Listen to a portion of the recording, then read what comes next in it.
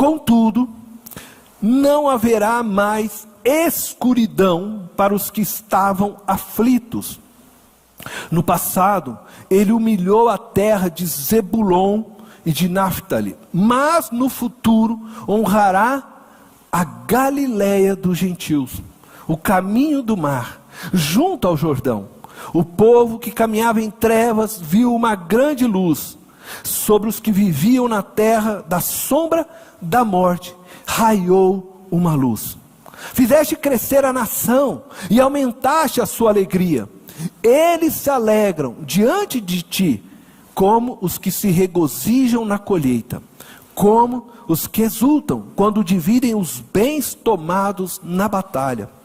Pois tu destruíste o jugo que os oprimia, a canga que estava sobre os seus ombros, e a vara de castigo do seu opressor, como no dia da derrota de Midian.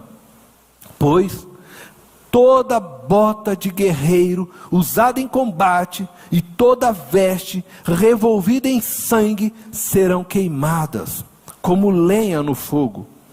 Porque um menino nos nasceu, um filho nos foi dado, e o governo está sobre os seus ombros, e ele será chamado Maravilhoso Conselheiro, Deus Poderoso, Pai Eterno, Príncipe da Paz. Ele estenderá o seu domínio, e haverá paz sem fim sobre o trono de Davi, e sobre o seu reino, estabelecido e mantido com justiça e retidão, desde agora e para sempre. O zelo do Senhor dos Exércitos fará isso. Amém? Que texto lindo que nós vemos. Um texto messiânico. Mas antes de olharmos para o texto messiânico, falando do Messias, eu não vou me deter na história, mas eu vou apenas contextualizar um pouco deste texto. Nos dias de Isaías, os exércitos da Assíria impuseram miséria e escuridão para Zebulon e Naftali, duas das tribos que estavam mais ao norte de Israel. Então essas duas tribos pertenciam ao reino do norte. Essa escuridão, ela era resultado da vida espiritual decadente de Israel. O reino da Síria e o reino de Israel, que é o reino do norte, chamado de Efraim também, haviam se aliado para enfrentar o império assírio. Acaz, rei de Judá, então ele reinava o reino do sul de Israel, não quis participar dessa aliança contra os assírios. Por isso, a Síria,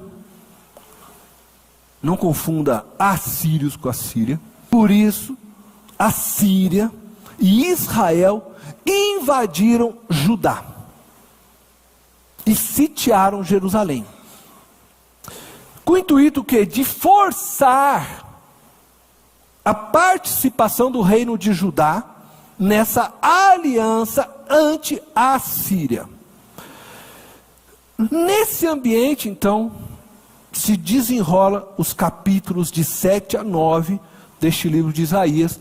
É neste ambiente que você lê esta palavra messiânica.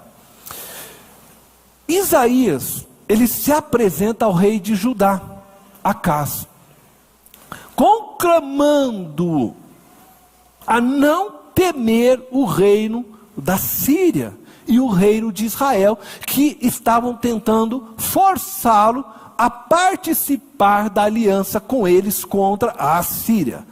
Pois ambos, então, segundo o profeta, seriam destruídos. O profeta também aconselha o rei Acaz a não pedir socorro aos assírios. Vocês já se perderam, né? Tá vendo? É difícil isso, né? Existem dois reinos, assírios e Síria, são a parte. Síria se une ao reino de Israel do norte. E eles tentam forçar o rei de Judá, Acaz, para participar de uma aliança com eles contra o reino da Assíria, outro reino. Tá? Ele não aceita. O profeta vem e diz para ele que não deveria ir, porque os dois reinos aqui iriam perder a guerra e ele não deveria participar disso. Mas o profeta também aconselha ele a não se aliar com os assírios que iriam vencer a guerra, segundo o profeta. Não vai lá se aliar com ele.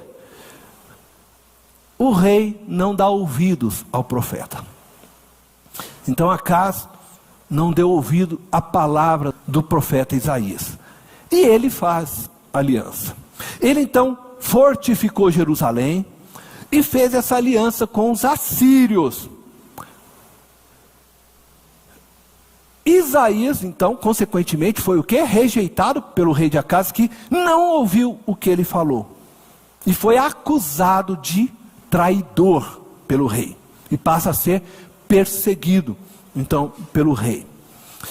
É interessante nessa passagem, que Isaías, como os demais profetas, eles fazem muito do uso do tempo no verbo pretérito, né? Eles falam como se... Eles estão falando de um futuro como se esse futuro já tivesse acontecido. Isso às vezes nos confunde na leitura, tá? E ao mesmo tempo, eles estão falando do reino messiânico. Eles entram já com a palavra de Jesus Cristo. Estão falando do reino messiânico. Então veja só. A palavra de Isaías para o povo de Israel e Judá aponta para a esperança no Messias. Ele fala de um novo reino que vai surgir, de um reino de luz, onde então os despojos do inimigo, né, serão dias de celebração, de vitória. Ele está falando já do reino do Messias. Então, entre a palavra que ele dá para aquele momento atual, ele também insere o reino do Messias, que é um reino ainda a vir para acontecer. E é dentro dessa perspectiva que nós precisamos olhar para esta palavra.